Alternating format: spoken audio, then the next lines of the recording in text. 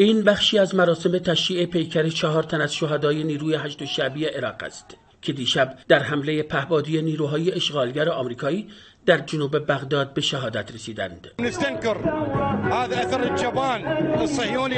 اقدامات جنایتکارانه آنها را همیشه محکوم می‌کنیم. اگر جوانان ما در 8 شعبی شهید می‌شوند فقط به خاطر حمایت از آرمان‌های جهان اسلام است، همانگونه که حاج قاسم و ابو مهدی مهندس در این راه شهید شدند. شهادت این رزمندگان در منطقه جرف الصخر با شهادت اسماعیل هنیه رئیس دفتر جنبش سیاسی حماس همزمان بوده. بر همین اساس رئیس جمهور عراق با صدور اطلاعیه‌ای شهید هنیه را نماد آزادی فلسطین اشغالی توصیف کرده. وزارت امور خارجه عراق هم اقدام جنایتکارانه رژیم صهیونیستی در هتک حرمت خاک جمهوری اسلامی ایران را به شدت محکوم کرده. مردم عراق و نمایندگان انصارالله یمن نیز آمریکا و اسرائیل را دو روی یک سکه تروریسم توصیف نمودند.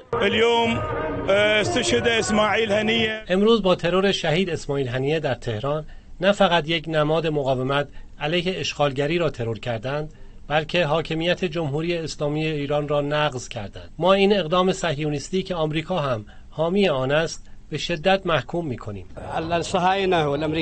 آمریکایی‌ها و صهیونیست‌ها در هر جنایتی شریک هم هستند. آنها از کشتن مردم فلسطین، مردم عراق و مردم لبنان و یمن ابایی ندارند، ولی ما با توکل به خدا در مقابل آنها ایستاده ایم و تن به ذلت نخواهیم داد. از مقر نیروهای بسیج مردمی در بغداد، جلال خالدی، خبرگزاری صدا و سیما.